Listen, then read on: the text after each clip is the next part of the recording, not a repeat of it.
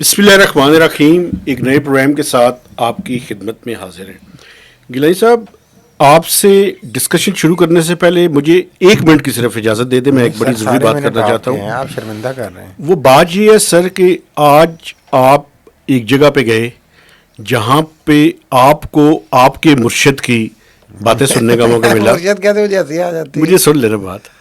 آپ کو ان کی باتیں سننے کا موقع ملا, لیکن میں ایک بات کرنا چاہتا ہوں. مجھے اسلام آباد کے جو ہے ڈرائنگ رومز, اس میں جو وائبز ہیں, ان سے محسوس ہو رہا ہے کہ کچھ فرسٹریشن ہے. فرسٹریشن کی وجہ کیا ہے مجھے سمجھ نہیں آئی. پہلے تو یہ بیان کریں کہ آج آپ سپریم کورٹ میں موجود تھے, وہاں پہ آپ کا آنکھوں دیکھا حال کیا ہے, کیا دیکھا ہے آپ نے؟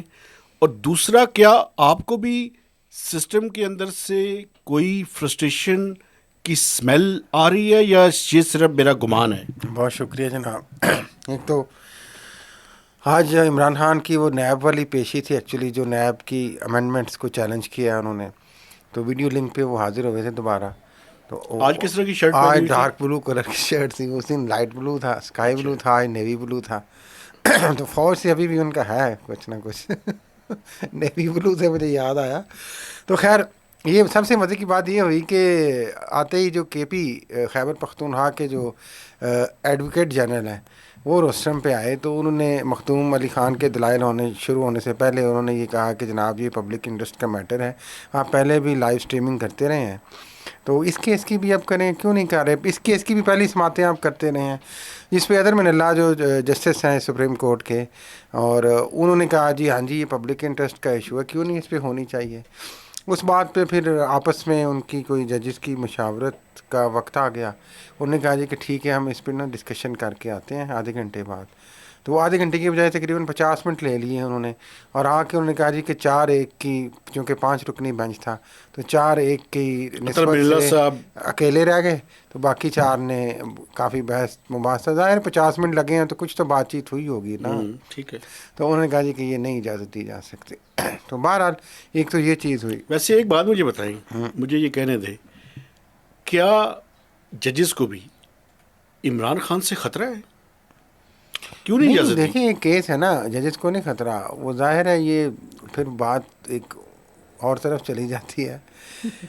اسی کیس کی جو پیشیاں ہیں وہ لائیو چلتی رہی ہیں. جب عمران خان اس میں لائیو سٹریم آئے ویڈیو لنک نہیں دکھانا چاہتے نا اصل میں عمران خان کو نہیں تو دکھانا. میرا خیال چیف جسٹس بھی ظاہر ہے ان کی بھی ایک حد ہے, الائنڈ ہے, ہاں الائنڈ ہیں یا پر جلتے ہیں یا جو بھی ہے. پر تو ہم جیسے عام لوگوں کے جلتے نہیں ہیں نا. ان کے بھی جلتے ہیں. اچھا, ان کے بھی جلتے ہیں. نہیں, میں دیکھیں میں اپنے چیف جسٹس سے یہ توقع نہیں رکھتا. پھر الائنڈ ہے, پھر میں یہ توقع نہیں رکھتا کہ وہ الائنڈ ہے.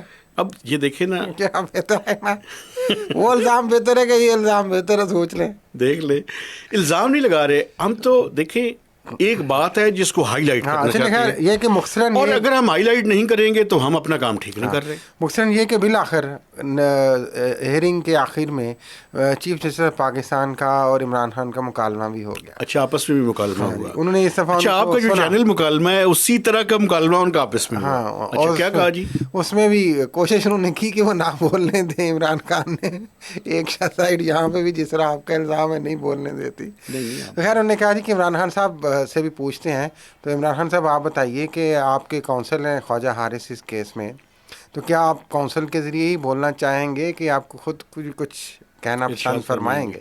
تو انہوں نے کہا جی کہ I would like to address the court and I need half an hour, آدھا گھنٹہ مجھے چاہیے. انہوں نے کہا تو میں بھی اس کیس کو اپنے انداز میں پلیڈ کروں گا خواجہ حارث کے علاوہ. ٹھیک ہے. تو اس پہ انہوں نے کہا کہ میں سالٹری کنفائنمنٹ میں ہوں, قید تنہائی میں ہوں جیل میں, اور ایک انہوں نے جو وہاں میں بحث کی کہ کرنل صاحب ہیں جو 1 ونڈو آپریشن کے تحت سسٹم چلاتے ہیں یہ, تو میرے پاس تو اتنی رسائی نہیں ہے, تو میٹیریل اور وکلاء کی جو ٹیم ہے مجھے ملنے کی اجازت دی جائے. ٹھیک ہے. اور اس کے بعد انہوں نے چیف صاحب نے کہا کہ بالکل اجازت ہے, میٹیریل لیں, تیاری کریں. اور اس کے بعد چونکہ اس کے بعد فاروق ایچ نائک بولیں گے, پھر خواجہ حارث اور عمران خان.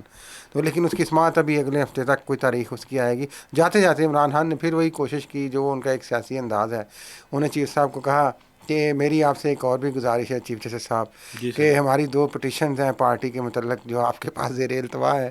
اس میں ایک جو پٹیشن ہے وہ تو 9 مئی کے جوڈیشل کمیشن کے حوالے سے ہے جس میں بنیادی انسانی حقوق کی وائلیشنز کی انہوں نے بات کی, اور دوسری 8 فروری میں انتخابات پہ ڈھاکہ ڈالا گیا. اور جس پہ وہ مسکرائے, انہوں نے کہا کہ ٹھیک ہے یہ جو آپ کی پٹیشنز ہیں ان پہ ہم بعد میں بات کریں گے. آپ کے وکیل کون ہیں؟ انہوں نے کہا جی حامد خان. انہوں نے کہا جی یہ تو بڑے سینئر وکیل ہیں, وہ تو ہمیں بتا کے گئے ہیں, باہر گئے ہیں, تو آتے ہیں تو ان سے اس پہ کچھ کرتے ہیں, ابھی آپ اس کیس کی تیاری کریں. ٹھیک ہے. تو یہ جناب اچھا ایک مکالمہ تھا. اچھا ایک بات مجھے لیکن بتائیں. میں جی جی اس سے پلیز. پہلے, کیونکہ یہ تو ایک اس طرح سے ہو گیا نا, آج سختی بھی بڑی تھی. آج تو سارے وکیلوں کے بھی موبائل لے لیے گئے, پانی کی بوتل, چارجر بھی جانے کی اجازت نہیں تھی. تصویر کوئی نہ باہر آئے. ایک راستہ ادھر سے, حالانکہ وہ تصویر کا جو تھا نا وہ مزہ وہ جو پہلی قسط کا تھا وہ تو آ گیا نا. اب تو خیر یہ چلتا رہنا, کیونکہ چیف جسٹس صاحب نے کہا ہے کہ تمام جو پیشیاں ہوں گی اس میں ویڈیو لنک پہ آپ حاضر ہوں گے. لیکن جو بات آپ نے فرسٹریشن کی مختصراً اس پہ کریں. کل بھی ہم نے اس پہ بات کی تھی. فرسٹریشن نہیں, میں آپ کو پہلے بھی کچھ دن پہلے یہ عرض کیا تھا کہ کچھ بڑا ہونے کو لگ رہا ہے مجھے, کچھ ہونے والا ہے. اور یہ فرسٹریشن خدا نہ خواستہ کچھ اس طرف نہ چلی جائے جس طرف شاید ہمیں نہیں جانا چاہیے بطور ملک. مثلاً انکانسٹیٹیوشنل, مثلاً بوٹوں کی آواز. اچھا بوٹوں کی چاپ آواز نہیں آتی, ہاں چاپ ہوتی ہے. چاپ ہوتی ہے. نہیں بوٹوں کی آج کل تو وہ پالش ہوتی ہے. نہیں دباؤ بھی ہے. اچھا اچھا ٹھیک دونوں ہے. ہی ہیں, تینوں اچھا ہی ہیں. ایک بات مجھے ذرا لیکن کریں یہ دیں. میں آپ کو بتاؤں, ایک بات مجھے پہلے کرنے دیں, پھر اس کا حالات جواب. ٹھیک نہیں ہو رہے, خرابی کی طرف جا رہے ہیں. مجھے ایک بات کرنے دیں. پچھلے دنوں جو آپ کے پسندیدہ انٹیریئر منسٹر ہیں, میرے پسندیدہ, جی جی, یہ گئے کے پی. کے پی چلے گئے. کے پی جا کے انہوں نے ملاقات کی وہاں کے چیف منسٹر سے. اس سے کیا نکلا, اور کیا کے پی کے جو چیف منسٹر ہیں ان کی اسٹیبلشمنٹ کے لوگوں سے بھی ملاقات کروائی گئی؟ جی صاحب آپ بتائیں اگر آپ یہ کہہ رہے ہیں.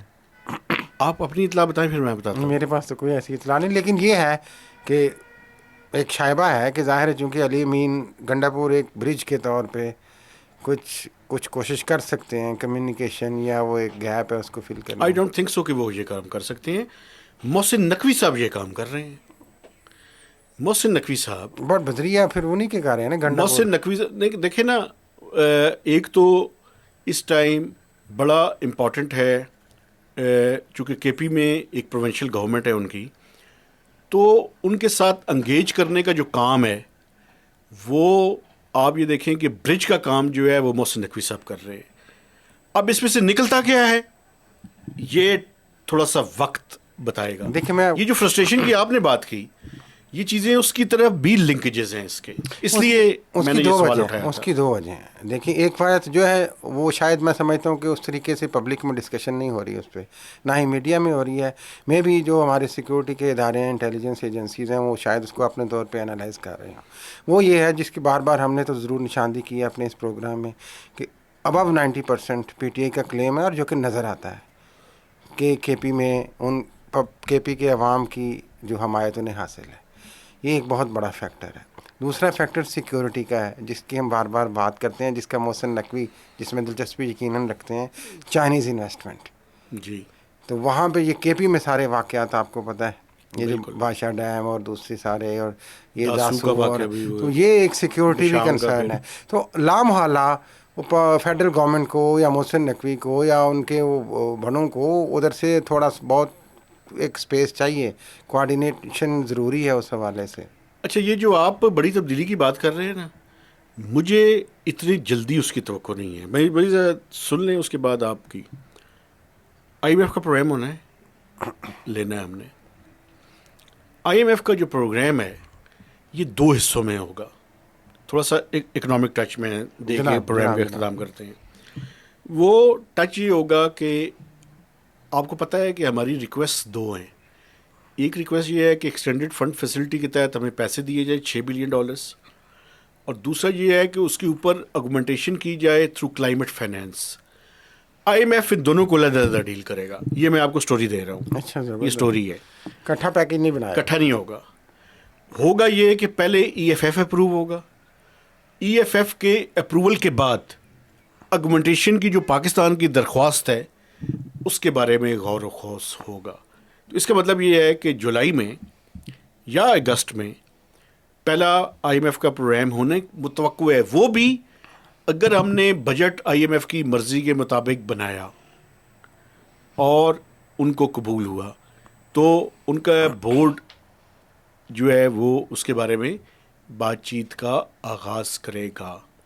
تو یہ وہ بنیادی باتیں ہیں جن پہ چل کر آگے جو ہے وہ ہوگا. اور جو بھی آپ جس طرف اشارہ کر رہے ہیں IMF کے ہونے کے بعد سارا کچھ ہو. آبویسلی کچھ کیسے میں آ جائے گا نا. جی. پھر ہم کہیں گے کہ جناب یہ تو ہم نے کر لی ہے، اب یہ اسٹیبلٹی نہیں آ رہی، جی. تو ہم نے اسٹیبلٹی لانی ہے. جی. تو آپ برداشت کریں سارا کچھ. لیکن اس کے لیے ایک مسئلہ ہے، وہ بھی عام ڈسکس نہیں ہوتا. کیا امریکہ کی آشیرواد حاصل ہوگی؟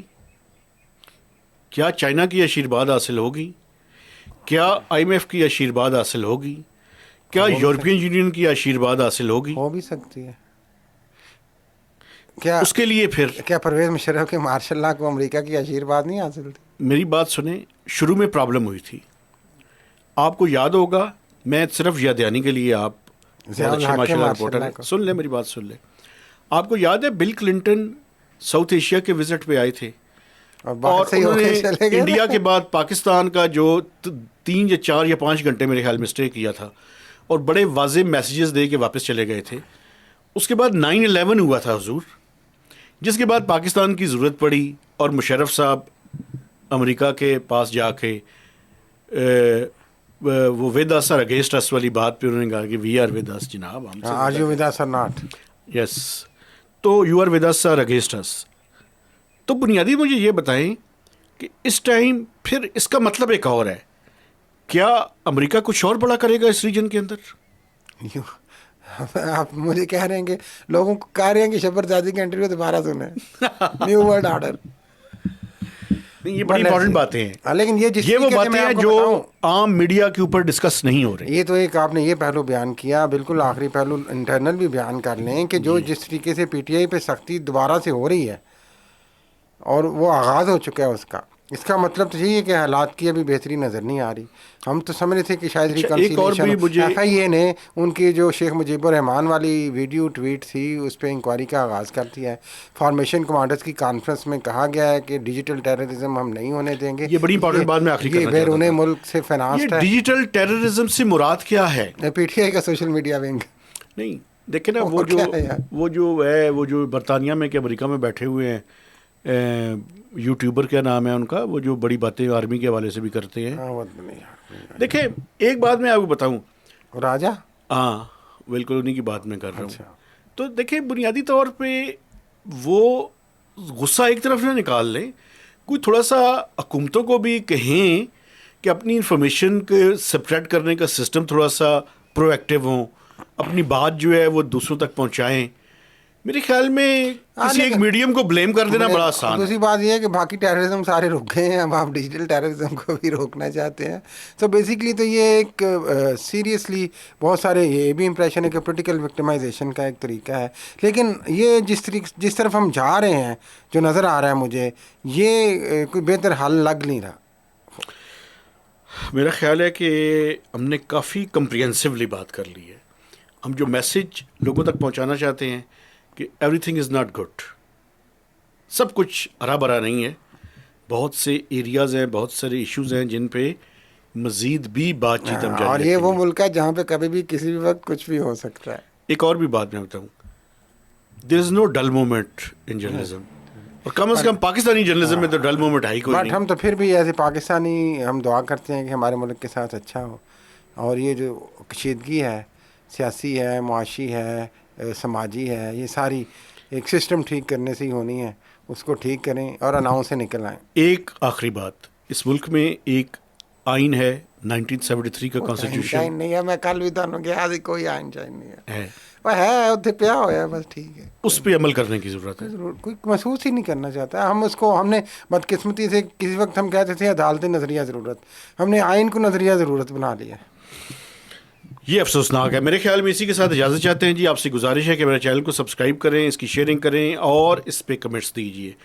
اور ہمارا یہ پروگرام آپ منڈے، وینسڈے اور سیٹرڈے کو FM پاور 99 پہ 4 سے 5 بجے تک سن بھی سکتے ہیں. تو اجازت دیجیے، اللہ حافظ.